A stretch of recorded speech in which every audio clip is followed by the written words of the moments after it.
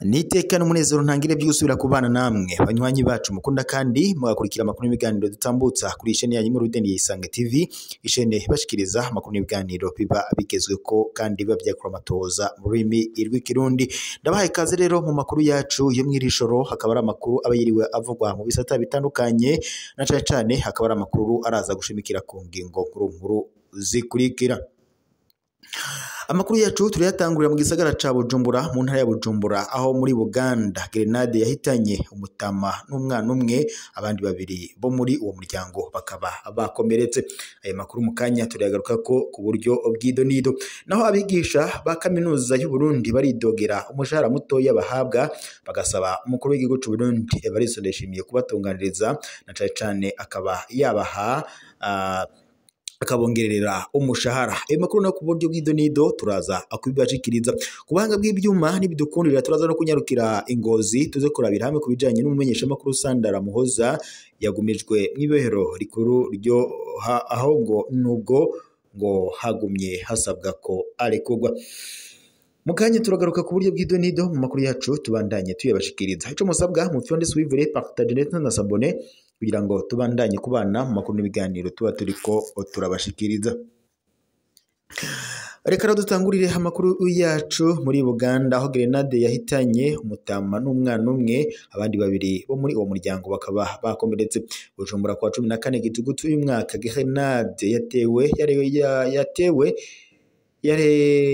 yarahekuye umuryango ku mutumba Gasenyi muri zone Buganda muri komine ya Bukinanya n'intara ya Bujumbura, urengero bw'u Burundi. Serugo umutama w'imyaka 72 n'umwe mu buzukuru biwe barahasize ubuzima, abandi babiri bo muri uwo muryango barakomeretse bikomeye cyane. Urubanza rwo mu muryango rwahindutse umubabaro. Ubwo amasoko mu ntwaro ico gitero ngo cabaye hafi isaha imwe z'ijoro ryo kuri uyu wa 13 rishira 14 Gitugutu uyu mwaka. Umuryango wa Ismaeli Habyarimana w'imyaka 72 wari uruhukiye mu nzu aho ngo grenade yaturika. Uwo mutama ngo yaciye acikana ubwo nyene. Mukenyezi wiwe Emeliane Ndagijimana w'imyaka 60 ndetse n'ababiri mu buzukuru biwe barakomeretse cyane. Abo bakomeretse baranyarukanywe ku bitaro by'i Bujumbura, umurwa mukuru w'ubutunzi, ariko umwe muri abo bana yaciye acikanira mu nzira kubw'umwe bo muri uwo muryango yatwiganiye. Ubwicanyi bwateguwe kubw'umukuru wa zone Buganda Evariste Ntahiraja. Biboneka ko ubwo bwicanyi bwoba bufitanye isano n'amatati y'amatongo.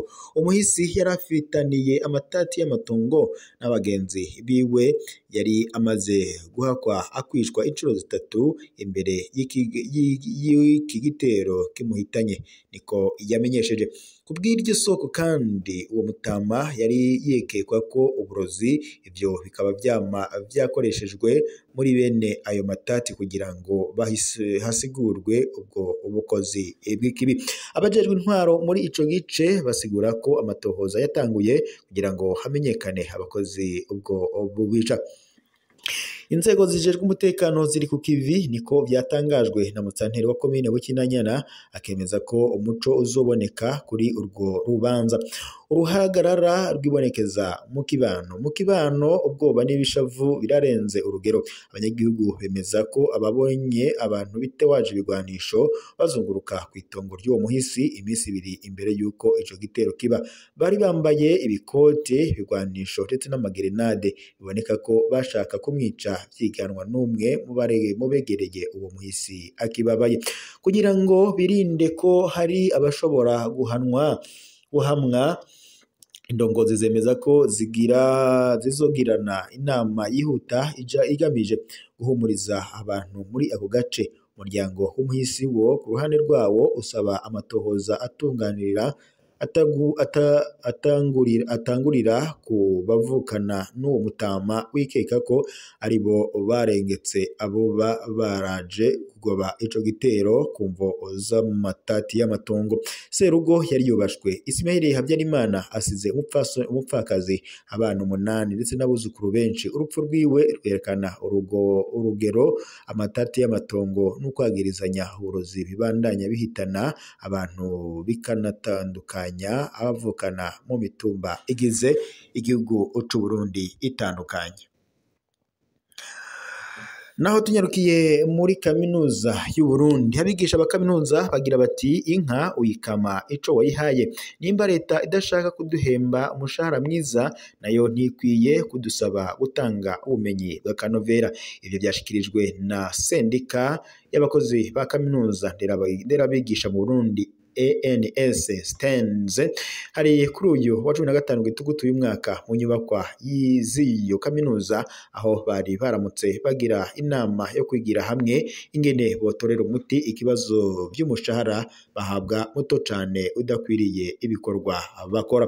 Muri iyo nama kandi abigisha aco kimwe n'abakozi ba kaminuza muri rusange bagira bati uyu munsi ugitangura kwigisha wo muri Baccalaureat ahabwa ibihumbi 100 by'amafaranga y'amarundi, ugasanga atani ibihumbi 50 by'amarundi asumbya umudeseti yigisha mu mashuri y'intango école primaire, maze ugasanga amafaranga bamuha nk'agashombosho k'uburaro angana n'ibihumbi 50 vy'amarundi bivanye n'urugero rwiwe. Ikibabaje gusumbya ngo nuko abene igihugu ngo bababonye ngo barengana ngo bibaza ko bo bahembwa amamiliyoni. Muri uwo mushahara kandi ngo kugira ngo umwigisha ashobore kuronka aho arara bimusaba kuja kumusaga canke mu buyenzi agapanga, kandi ngo ntihashobora kubonekamwo inzu irenga 10 kimwe ugasanga aryama iruhande y'amasafuriya. Bagira bati birateye isoni. Kubwa Albert Nyamwanzi arongoye abakozi bo muri ANS, ico kibazo co kudugiriza imishahara abo bakozi bakirindiranye igishika kuva mu mwaka wa 2015, ariko kandi ukiguma kizana ingaruka mbi ku buzima busanzwe, ku kazi ndetse no ku bumenyi bw'abanyeshuri. Uwo mushahara kandi utuma ngo dusuzugurwa tukabaho nabi, ntituba tukironka uburyo bwo kugira ubushakashatsi. Vyagigeze gushika mu gisata c'indimo ca Genie Mécanique abigisha 7 baraheba akazi, vyatumye kandi abigisha basigaye bagira akazi kenshi, abanyeshuri nabo bagaheza ivyigwa batevye. Muri iyo nama kandi abakozi basaba leta bati nibatemberere mu karere ka Afrika y'ubuseruko babaze igitigiri c'imishahara y'abakozi ba kaminuza ya leta, hama bagire ico bakoze. Bibaza kandi utubazo tw'amadidani bati ni gute umunyeshuri dusohora ngaha afise impamyabushobozi ya masters ashika arusha umushahara twebwe twamwigishije kandi dufise impamyabushobozi imurengeye ya dogitora, naho nyene twigiye hanze y'igihugu. Bakitwaza ngo nuko akora muri OBR canke muri BRB. Kuba umukozi wa ANS adakora ibikorwa bijanye n'amafaranga y'igihugu nka BRB canke OBR yoba ngo yoca arwa mu mporero agaca ahembwa amafaranga make. Bongera ko bati birababaje cane kubona umukozi wa kaminuza amara umwaka wiwe wose agira ubushakashatsi arondera ingene yotanga ubumenyi bw'akanovera azoha abakora ibikorwa bihambaye biteza imbere igihugu, ariko agaca ahabwa intica ntikize idashobora ndetse no kumutunganiriza umuryango. Bibuza kandi ko abashira politiki mu ngiro ari abo ngo bigisha. Bagira bati rero aho kuzirikana ku kamaro k'ubumenyi twabahaye ngo batudugiriza agashahara maze umwuga wacu ugira agaciro, baradusuzugura. nibagumize kumuzirikanye ko ubwo buhinga n'ubumenyi bwose bakoresha ari twe tububaha. Abigisha bavuga kandi ko hamwe ico kibazo kitotorerwa umuti bishobora kugira ingaruka ku bikorwa bya kaminuza ndetse n'ubumenyi bw'abanyeshuri. Bo babona kandi ko naho ari igisata cega ubushikiranganji bw'indero ngo bahurije ku ngingo yo kwandikira umukuru w'igihugu cy'u Burundi Evariste Ndayishimiye kugira ngo bamusabe kubagendanira kugira ngo bamushikirize ibibazo bafise mu bijanye n'imishahara ndetse na cane ko ari ngo afise ububasha bwo kuyibadugiriza. Reka tubandanirize amakuru yacu kubiri kubera avugwa ku bijanye n'urubanza rw'umumenyesha makuru Sandra Muhoza. Umumenyesha makuru Sandra Muhoza yagumijwe mw'ibohero rikuru nubwo hagumye hasabwa ko yorekurwa.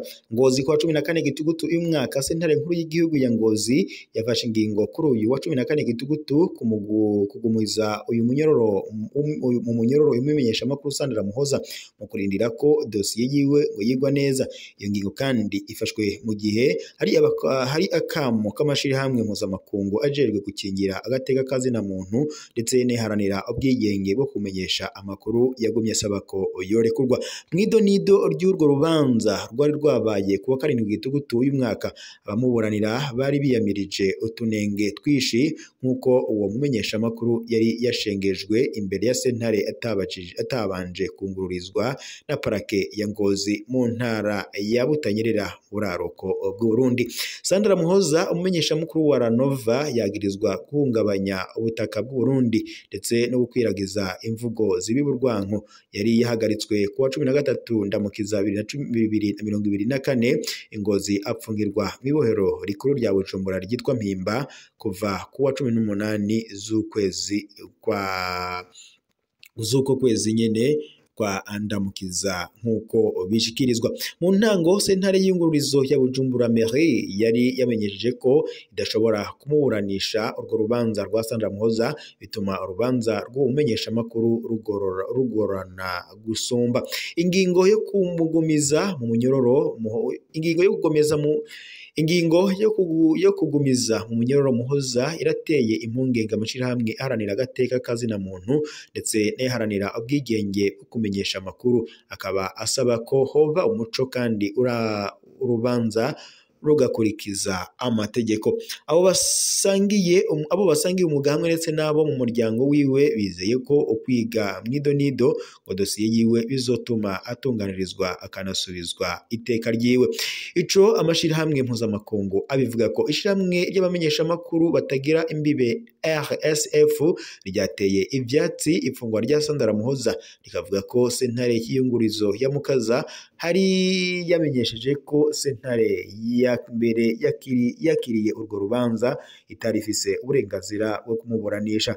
Ivyo bikaba kandi vyerekana ko igihano yari yaciriwe ubwa mbere gica kiba ipfa gusa. RSF ikaba isaba indongozi z'u Burundi gufungura uwo mumenyesha makuru ariko ararenganwa. CPG yo ibona ko ari akarenganyo gakabije kugumiza mu munyororo Sandra Muhoza nubwo sentare y'ingururizo yari yafuse igihano yaciriwe. CPG yasabye kandi indongozi z'u Burundi kurekura byihuta umumenyesha makuru. Ibyo oshiramwe kandi rikanamenyesha ko ibiriko ngo biraba byerekana ubwigenge bwo kumenyesha amakuru mu Burundi nkuko abahinga mu bijanye no kumenyesha amakuru babishikiriza.